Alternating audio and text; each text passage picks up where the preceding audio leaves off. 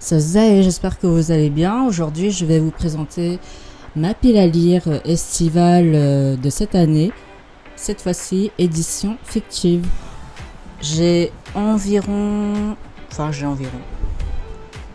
J'ai 5 livres à vous présenter dans cette pile à lire.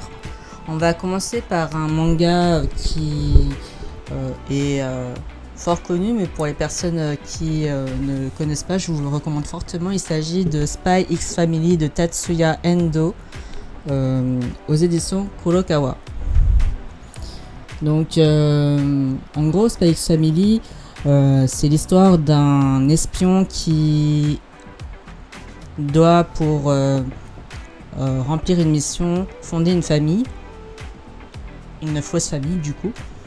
Et il va adopter une fille et épouser quelqu'un en l'espace de 2 jours, concrètement.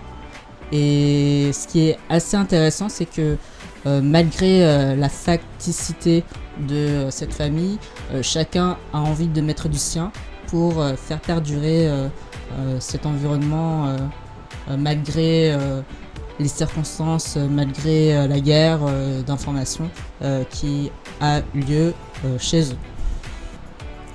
Pour les autres livres, il s'agit de romans, et comme je ne connais pas exactement leur histoire, je vais lire la 4e de couverture.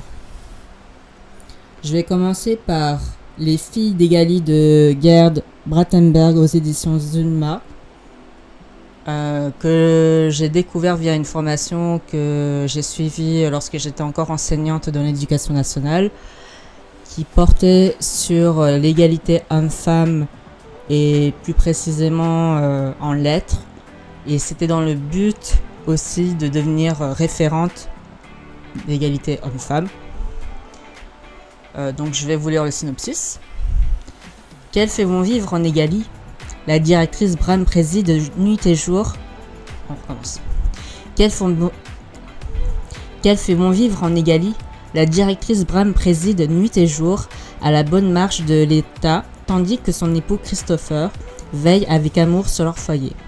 Une effervescence toute particulière y règne. À 15 ans, leur fils Petronius s'apprête à faire son entrée dans le monde, car voici enfin venu le bal des débutants. Dans cette société matriarcale, l'adolescent, grand, maigre, qui déroge à tous les critères de beauté, rêve de s'émanciper et de devenir marine pêcheuse. Mais comment s'insurger contre sa condition d'homme-objet? La rencontre avec une femme hors du commun lui ouvrira la porte pour conquérir enfin son indépendance. En fait, pour résumer, on se retrouve dans une société matriarcale et tout est inversé. Et on retrouve parfois des mots qui illustrent des phénomènes qu'on n'observe que chez les hommes ou que chez les femmes. Et... Oh coucou Jojo. Ah, vous le voyez pas, attendez. Jojo? Ah, on voit sa queue là. Oh, attention mon verre. Et voilà. Ensuite, j'ai Finlandia de Christina Dahlscher aux éditions Robert Laffont. Alors pour ceux qui connaissent pas l'autrice, c'est celle qui a écrit et publié Fox, qui a fait un best-seller mondial. Sauf que je n'avais pas ce bouquin dans la médiathèque que je fréquente. Du coup, en attendant de trouver une solution, je me suis dit pourquoi pas découvrir un autre titre. Et celui-là me faisait de l'œil. Et vous allez découvrir pourquoi. Dans un futur proche, les États-Unis ont sombré dans le chaos après une crise économique sans précédent. Miranda Reynolds a perdu sa maison, son travail et son mari. Il ne lui reste plus que sa fille Emma et quelques boîtes de conserve. En proie à l'insécurité dans un monde devenu anarchique, elles n'ont plus qu'un seul espoir, Finlandia. Miranda avait toujours affirmé qu'elle préférerait mourir plutôt que de vivre dans ce paradis autarcique réservé aux femmes, à l'abri de la violence des hommes, mais son instinct de survie ainsi que la présence d'Emma la pousse à franchir le portail surmonté de 2 X entrelacés. Et si derrière son apparence idyllique se cachait l'enfer? Voilà. Ensuite, j'ai emprunté ce livre hier, toujours dans la même médiathèque, et c'est un young adult.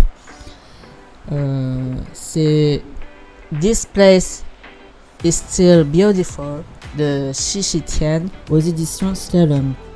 Alors c'est quelque chose que c'est une édition et un titre que je ne connaissais absolument pas. Ça m'a échappé de mon radar. Donc et quand ça faisait partie des dernières acquisitions de la médiathèque, et quand j'ai vu le titre, et quand j'ai vu et le titre et la 4e de couverture, je me suis dit mais c'est un livre que je dois absolument découvrir. Donc je vais vous lire le synopsis. C'est ce qu'on ne cesse de répéter à Anali, 17 ans, qui découvre un jour un graffiti raciste sur la porte du garage familial. L'été commençait pourtant bien. Son histoire d'amour avec le beau et populaire Tom débutait enfin. Mais le quotidien tourne vite au cauchemar lorsque Marie-Arrête débarque. La grande sœur d'Anali, étudiante en droit, de 19 ans, est bien décidée à ne pas laisser ce crime sous silence. Derrière cette insulte peinte en rouge, elle veut montrer que les mots blessent. Anali, elle, préférerait oublier. Car sur ses épaules pèse une terrible vérité. Entre amour irrésolu, conflits familiaux, secrets et quête d'identité, quelle place laisser à ses origines quand c'est précisément ce qui vous est reproché? Pour finir, alors je l'ai présenté sur Instagram sous forme de réel.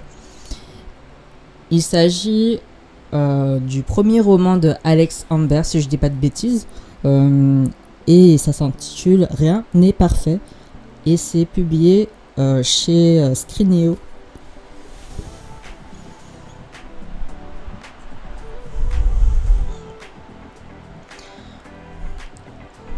Et c'est aussi donc je sais pas si on va bien zut. Donc je vais vous lire la 4e de couverture. Lesbienne et out depuis le collège, Vic est bien décidée à se présenter aux élections du conseil de vie lycéenne. Son objectif, organiser une journée des fiertés pour aider les jeunes de la communauté LGBTQIA+, à être eux-mêmes au lycée. Le problème, elle doit concourir contre Jade, élève modèle légèrement hautaine, qui lui file un désagréable complexe d'infériorité. Toutefois, à force de se côtoyer pendant la campagne, leur rivalité s'efface et Vic découvre une fille différente de celle qu'elle imaginait. Une fille qui lui plaît. Comment gérer cette attirance alors que Jade, elle, n'a pas fait son coming out? Et si le vrai défi de cette élection n'était pas la victoire, mais de réaliser qu'en amour, rien n'est parfait. Une romance cocon et positive qui explore les défis liés à l'identité, la pression sociale et l'acceptation de soi et des autres.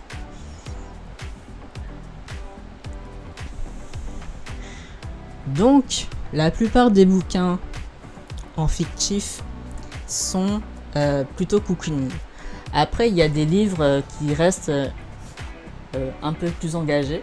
Je pense à Egali, Les filles d'Egali et à Félandia. Mais pour autant, voilà, j'ai quand même 3 livres qui me permettent quand même de me reposer cet été. C'est important de se ressourcer. Parce que je sens que je vais lire beaucoup de théories à partir de la rentrée. Donc voilà. La vidéo touche à sa fin. J'espère qu'elle vous aura plu. N'hésitez pas à me dire si un titre vous intéresse parmi la sélection que je vous ai faite. À me partager votre pile à lire estivale.